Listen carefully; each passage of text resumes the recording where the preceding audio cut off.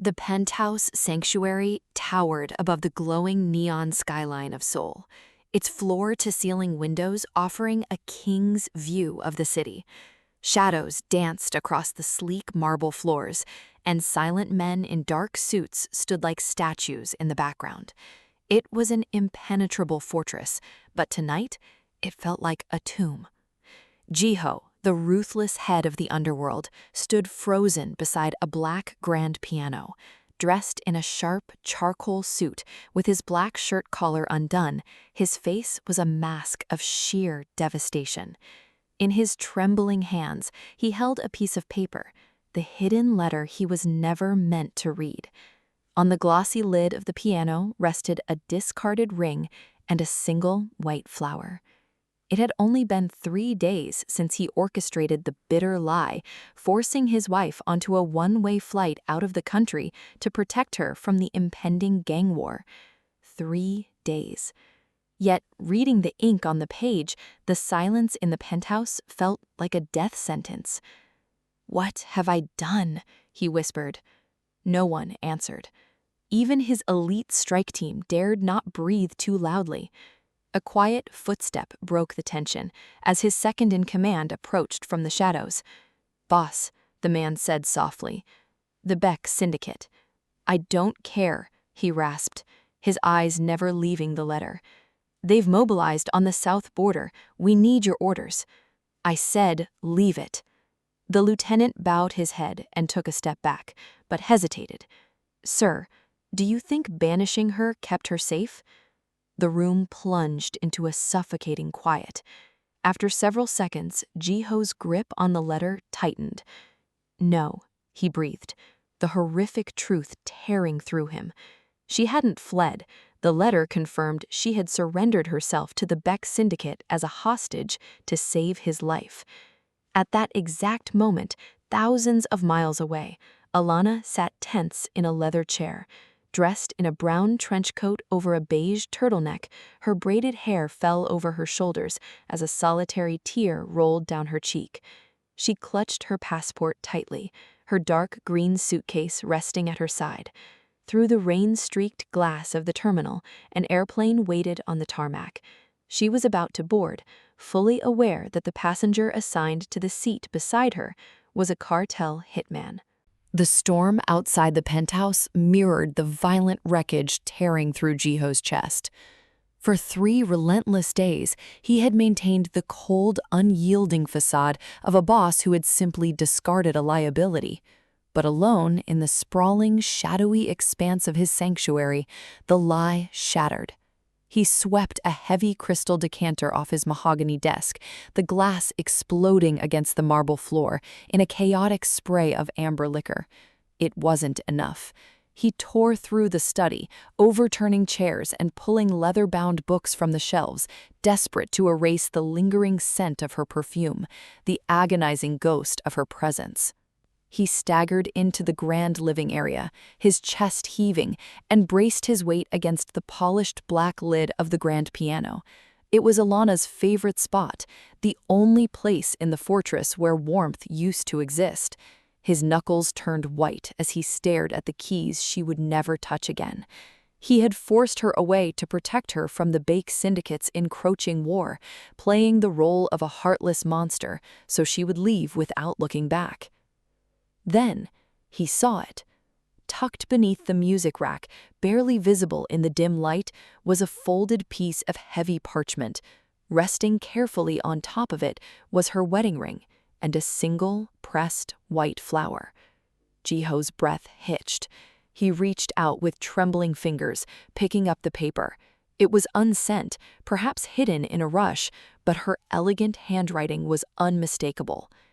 "Jiho," the letter began, "by the time you find this, I will be gone. You thought you were protecting me by pushing me away, but you were never good at hiding your demons from me. I know about the bounty. I know the Baek Syndicate gave you an ultimatum." His blood ran cold. The ink blurred as his eyes darted frantically across the page. "They wanted your life, but I offered them something they wanted more. Leverage. I made a deal. I am taking the flight, but not to the safe house. I am going directly to their offshore territory. If I surrender myself as their hostage, they will call off the hit on you. Do not come for me. Live." A suffocating gravity collapsed over the room.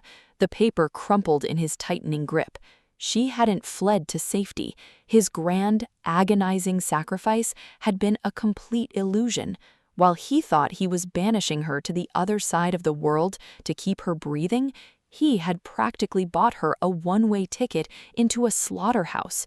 She was flying directly into the arms of his worst enemies.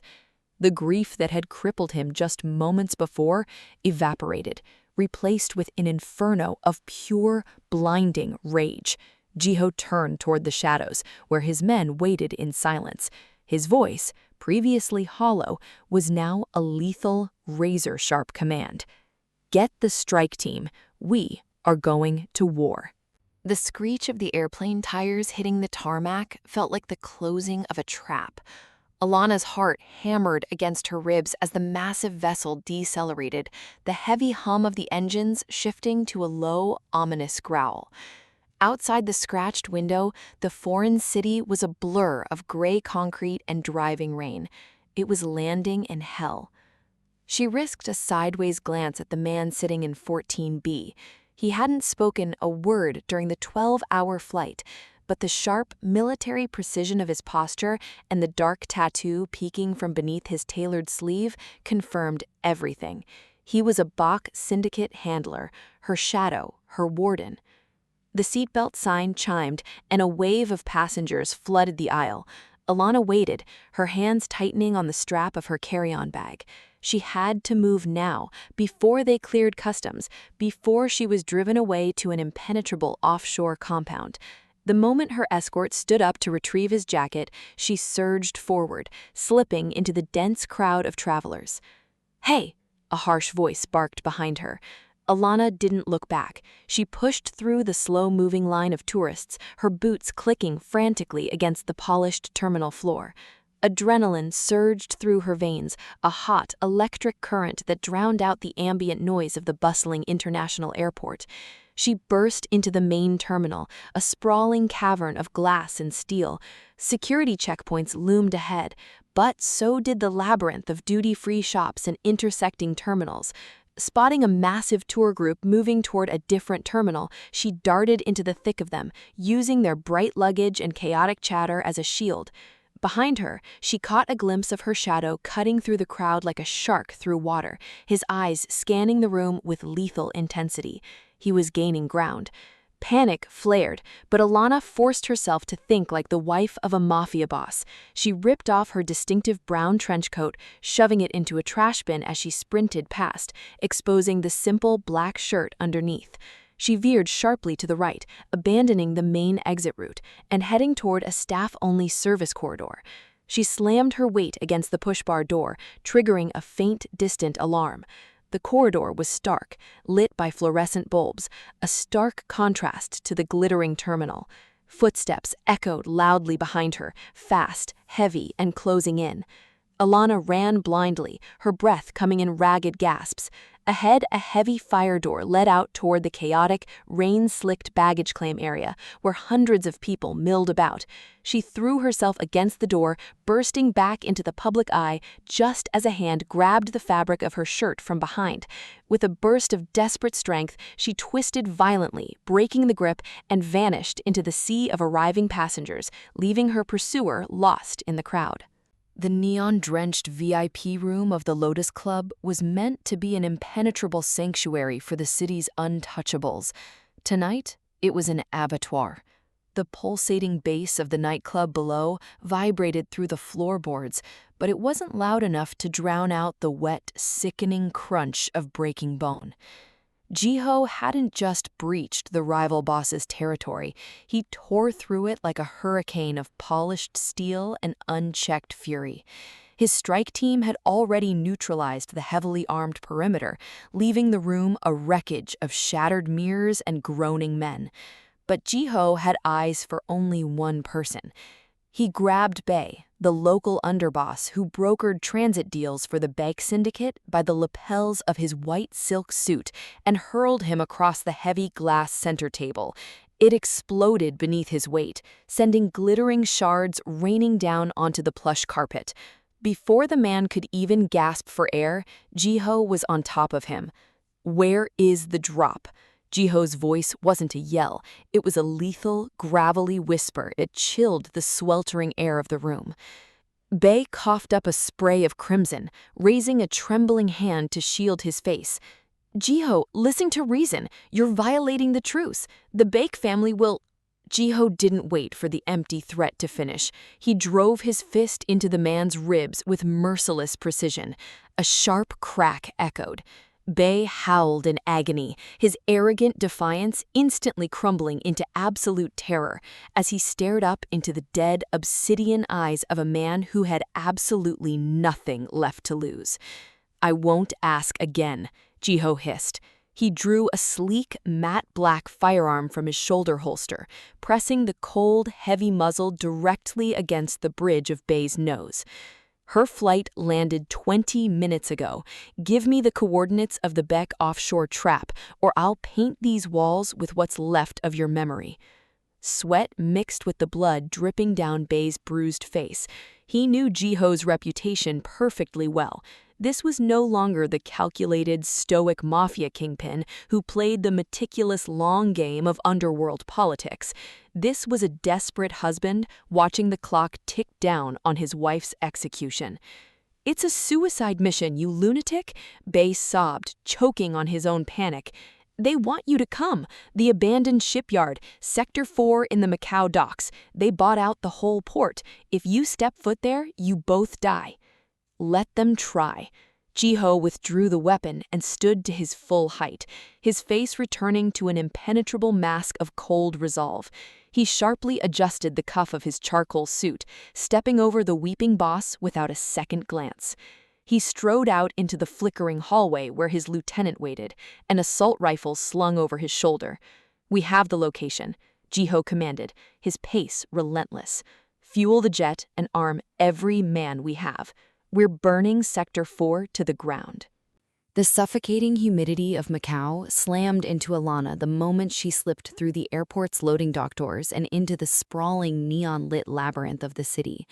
Rain lashed down in relentless sheets, transforming the narrow streets into rivers of reflecting light. Emerald greens, electric blues, and warning sign reds bleeding together in the deep puddles. She pulled her collar high, shivering not from the cold, but from the terrifying reality of her exposure. She was entirely alone in a city owned by the people hunting her. A sleek black SUV rolled slowly past the mouth of the alleyway, its heavily tinted windows a dead giveaway. Alana pressed her back against the damp, grimy brick wall, holding her breath until the vehicle's taillights faded into the smog. They were already mobilizing. The Baek Syndicate didn't just have eyes in this city, they were its lifeblood. She needed to move, but running aimlessly would only make her a target. Channeling the cold, calculated survival instincts she had observed in Jiho for years, she forced her panic into a tight, manageable box. First, she needed to vanish. Slipping out of the alley, she merged into the chaotic tide of a bustling night market. The air here was thick with the scent of roasted meat, cheap cigarettes, and exhaust fumes. Stalls lined the narrow street, packed shoulder to shoulder with locals and tourists alike. At a dilapidated vendor's cart, she traded a crumpled American $50 bill from her pocket for a cheap dark baseball cap and an oversized faded rain jacket, ignoring the vendor's shocked expression at the overpayment. Tucking her distinct braided hair beneath the cap, she zipped the jacket to her chin. It was a meager disguise, but it broke her silhouette. Just as she turned away from the stall, she saw them. Two men in crisp, tailored suits, a glaring contrast to the damp, casual crowd, were aggressively pushing their way down the center of the market. The hitman from the plane was one of them, his eyes scanning the faces of the women passing by. Alana didn't freeze. She ducked her head and mirrored the sluggish, casual pace of the tourists around her, sliding behind a towering display of hanging paper lanterns. As the hunters drew closer, their harsh voices slicing through the din of the market, she spotted the open service entrance of a cramped noodle shop to her left. Timing her movement with a sudden burst of thick white steam from a nearby cooking vat, she slipped through the beaded curtain of the kitchen. Ignoring the startled shouts of the cooks, she navigated the greasy, cramped space, shoving past a stack of wooden crates to burst out into a parallel alley. The shouts faded as she hit the pavement running, dissolving deeper into the neon shadows, trusting nothing but her own desperate will to survive the night. The Gulfstream G650 tore through the midnight storm, its twin engines roaring against the violent turbulence over the East China Sea. Inside the cabin, all traces of corporate luxury had been stripped away. The plush leather seating was overshadowed by heavy Pelican cases, Kevlar vests, and rows of matte black tactical weaponry. At 30,000 feet, the aircraft had been transformed into a flying war room. Jiho stood over a glowing digital map spread across the central mahogany table, his dark eyes tracing the jagged coastline of Macau. He hadn't changed out of his charcoal suit, though the jacket was discarded, his sleeves rolled up to reveal the faint, ink-traced scars of his early underworld days. Around him, 8 of his most lethal operatives moved with grim, silent efficiency, the metallic clatter of magazines being loaded and the sharp snap of rifle bolts echoed through the pressurized cabin. Sector 4's of Fortress, his lieutenant said, pointing a calloused finger at the heavily fortified perimeter of the abandoned shipyard on the screen. The Baek Syndicate owns the local port authority. They've locked down all 3 primary access roads, heavy guard presence at the main gate, sniper overwatch on the rusted gantry cranes. Jiho stared at the blinking red dots representing enemy positions. Every second they spent in the air was a second Alana spent navigating that meat grinder alone. The image of her terrified, running through the neon-drenched rain threatened to crack his iron composure. He forced the agonizing thought down, burying the terror beneath layers of ice and calculated rage. "We don't take the roads," Jiho commanded, his voice slicing through the hum of the engines. "We bypass their choke points entirely. Pilot takes us in low over the water, under the local radar coverage. We fast rope onto the main shipping containers on the north dock and breach from their blind spot. It's a hot drop, boss. They'll hear the rotors once we switch to the chopper at the rendezvous. Let them hear it. I want them looking at the sky while we tear through their flank." Jiho leaned heavily against the table, his knuckles white against a dark wood. "Our only priority is Alana. I want a perimeter established around her coordinates the second boots hit the ground. Anyone wearing Beck colors does not leave that shipyard breathing. Are we clear?" A unified, low murmur of assent swept through the strike team. They knew the stakes. This wasn't a turf war or a business dispute. This was a rescue mission fueled by pure, unadulterated vengeance. Jiho turned away from the tactical display, staring out the reinforced window into the pitch-black abyss of the night. The reflection staring back at him was a man who had already crossed the point of no return. "Hold on," he silently pleaded, watching the lightning flicker in the clouds below. "Just hold on. I'm coming." The rain-soaked alleyways of Macau eventually gave way to the dilapidated, lantern-lit streets of the old district. Alana's lungs burned, her legs heavy with exhaustion, but she pushed forward. She needed sanctuary, just for a few hours to regroup and breathe. She remembered an old ghost from Jiho's past, Chen, a black market fixer who operated out of an unmarked apothecary and owed his life to her husband. If anyone could smuggle her out of the Baek Syndicate's tightening net, it was him. She arrived at the shop, its heavy wooden shutters drawn tight against the storm. She pounded on the door in a frantic, desperate rhythm. After an agonizing eternity, the heavy deadbolts slid back. Chen, an older man with sharp, assessing eyes, peered out into the rain. Seeing her soaked and trembling, his expression shifted to shock before he quickly pulled her inside, securing the locks behind them. The shop smelled intensely of dried roots, damp earth, and old dust. It felt, for a fleeting moment, like safety. "Alana," Chen murmured, leading her to a dimly lit back room. "You shouldn't be here. The entire underworld is tearing the city apart looking for you." I need a boat, Chen, tonight, she pleaded, shivering violently as she shed her soaking rain jacket. Jiho will compensate you tenfold. You know he will. Chen nodded slowly, his face etched with apparent concern. Sit. Let me get you a dry towel and make a call. We will get you out. He stepped into the adjacent hallway, disappearing into the shadows. Alana sank into a worn armchair, the adrenaline finally crashing, leaving her hollow and shaking. She closed her eyes, letting out a ragged exhale. But when she opened them, her gaze drifted to the low wooden table beside her. Resting next to a ceramic teacup was a heavy silver Zippo lighter. Engraved on its polished surface was a coiled serpent, the undeniable, menacing crest of the Baek Syndicate. Her blood turned to ice. Chen didn't smoke. The muted sound of Chen's voice drifted from the hallway. He wasn't speaking his native Cantonese. He was speaking rapid, hushed Korean. Yes, she's here. Send the transport. The illusion of sanctuary shattered instantly. Alana stood up, her pulse roaring in her ears like the storm outside. She grabbed a heavy iron mortar from the apothecary table just as Chen stepped back into the room, a faux, reassuring smile plastered on his face. The boat is secured, he started, but his eyes darted to the heavy iron tool in her hand and then to the lighter on the table.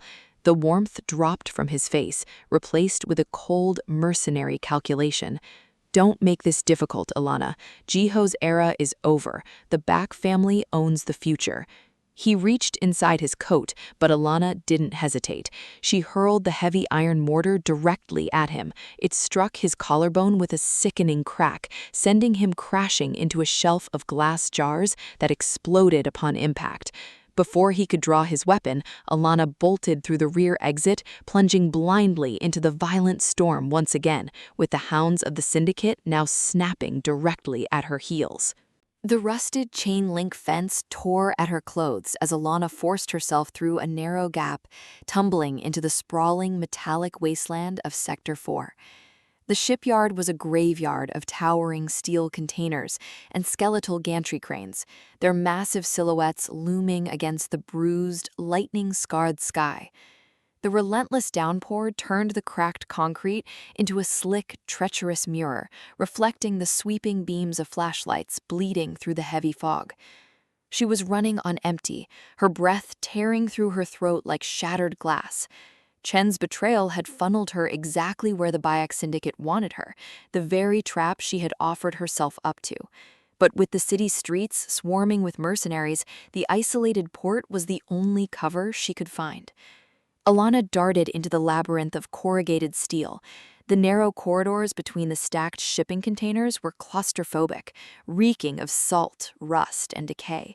She kept her hand pressed against the cold, wet metal, navigating the maze in near total darkness, her ears straining over the roar of the storm. Block the north exits, she's in the grid. The harsh bark of a command, spoken in rapid Korean, echoed through the aisles. They were already inside. Panic, sharp and blinding, clawed at her chest. She took a sharp left, sprinting down a dark alleyway of crates, only to skid to a halt as a pair of tactical lights swept around the corner ahead. She reversed direction, her boots slipping on the oily concrete, and threw herself down a parallel corridor. The mechanical hum of a heavy steel gate sliding shut reverberated through the yard, followed by the definitive echoing clang of iron locks slamming into place. The perimeter was sealed.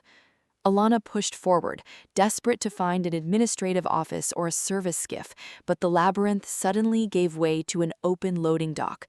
She rushed to the edge, but there was no boat, no hidden exit, only a sheer, fatal drop into the violent, churning black water of the bay. She spun around to retreat into the shadows, but the darkness at the edge of the dock began to detach and move forward. Out of the driving rain stepped the hitman from the flight, the water rolling off his dark suit. He didn't look rushed, he looked like a hunter who had successfully cornered his prey. Behind him, the fog parted to reveal a dozen heavily armed syndicate soldiers. They moved with terrifying synchronicity, their assault rifles raised. Brilliant red laser sights cut through the downpour, converging instantly on Alana's chest. The trap had snapped shut.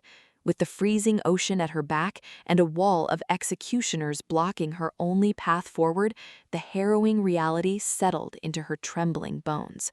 There was nowhere left to run. The red laser dots hovered over Alana's heart, a constellation of imminent death cutting through the freezing rain. The hitman she had fled from across the city stepped to the front of the firing squad. He pulled back the hammer of his pistol, the sharp, metallic click echoing over the crash of the waves against the dock. He didn't gloat, he just leveled the heavy weapon at her forehead. Alana closed her eyes, the icy wind biting her cheeks, and allowed herself one final thought of Jiho. She had bought him his life with hers. That had to be enough. "Goodbye, Mrs. Kang," the hitman muttered over the storm. He never pulled the trigger. A deafening, mechanical roar suddenly eclipsed the thunder. From the pitch-black expanse of the ocean behind Alana, a matte black helicopter rose like a leviathan, its heavy rotors churning the torrential rain into a blinding horizontal hurricane. Before the Baek Syndicate soldiers could even pivot their weapons toward the sky, the shipyard erupted. High-caliber sniper fire rained down from the chopper's side doors, instantly obliterating the front line of executioners. The red lasers vanished from Alana's chest as the hitman was violently thrown backward, his weapon clattering uselessly against the pavement. A secondary explosion shattered the reinforced steel gates at the north end of the dock, sending molten shrapnel and fire rocketing into the night sky. Jiho's elite strike team poured into the sector from the shadows, their rifles spitting flashes of white light as they systematically dismantled the syndicate's flank. Alana threw herself to the wet concrete, scrambling blindly behind a rusted shipping crate as the dock transformed into an absolute slaughterhouse. The air, previously smelling only of salt and rain, instantly choked with the acrid stench of cordite, burning diesel, and the chaotic screams of the ambush. Bullets sparked against the corrugated steel inches from her head, whining past her into the darkness. Through the strobing flashes of gunfire, Alana peered around the edge of the rusted crate. Men were dropping on all sides, the syndicate's overwhelming numbers evaporating under the surgical, ruthless precision of the assault. And then she saw him. Leaping from the skid of the low-hovering helicopter, Jiho landed heavily on the roof of a shipping container overlooking the dock. He wasn't the stoic, calculated kingpin she had left behind in the penthouse. He was a force of pure, unchecked vengeance. His charcoal suit was soaked, his face a mask of lethal fury as he raised his weapon, stepping straight into the crossfire without a single ounce of hesitation. He had brought a war to the Baek Syndicate's doorstep, and he was tearing the world apart, piece by piece, just to reach her. The heavy, rhythmic thud of gunfire began to thin, replaced by the crackle of burning diesel and the relentless pounding of the storm. Jiho vaulted off the shipping container, landing with a heavy splash on the blood-slicked concrete. His eyes, wild and frantic, scanned the chaotic wreckage of the dock. He didn't care about the retreating syndicate soldiers or the smoldering ruins of the enemy perimeter. He only cared about the shadows hiding his wife. Through the dense, swirling fog, he spotted her. Alana was pressed against a rusted crate, drenched and shivering but alive. Relief, profound and agonizing, fractured his chest, but it was instantly eclipsed by a fresh spike of adrenaline. The Baek Syndicate's on-site commander, bleeding heavily from a shoulder wound, was staggering to his feet just a few yards away from her. With a guttural snarl, the rival leader leveled his sidearm, taking dead aim at Alana's back in a final, desperate act of spite. Jiho didn't shout. He didn't hesitate. He closed the distance like a shadow unleashed. Before the commander's finger could twitch against the trigger, Jiho was there. He slammed his forearm into the man's wrist, snapping the bone with a sickening crunch and sending the gun clattering across the pavement. In the same fluid, merciless motion, Jiho drove his knee into the man's chest, forcing him down into the pooling water. The rival boss gasped, looking up into eyes entirely devoid of mercy. "She is mine," Jiho whispered, the icy finality of his voice slicing through the roar of the rain. He raised his weapon and fired a single, deafening shot. The commander went limp, and the shipyard finally fell into an eerie, ringing silence, save for the hum of the helicopter circling above. Jiho lowered his gun, the weapon slipping from his numb fingers to hit the wet concrete. His chest heaved as he turned toward Alana. Seeing her standing there, bruised and soaked but breathing, the iron walls he had built around his heart completely disintegrated. The ruthless underworld kingpin vanished. He crossed the final few steps and collapsed to his knees right in front of her. Reaching out with trembling hands, he pulled her down into his chest, burying his face in her wet, braided hair. He held her with a desperate, crushing grip, as if the storm itself might try to tear her away again. "I'm sorry," he choked out, his voice cracking, his own tears finally mingling with the rain on his face. She gripped his ruined suit, sobbing into his shoulder as he rocked her gently amidst the carnage. "I thought I was saving you," he swore into the darkness, his voice raw with the agony of the last 3 days.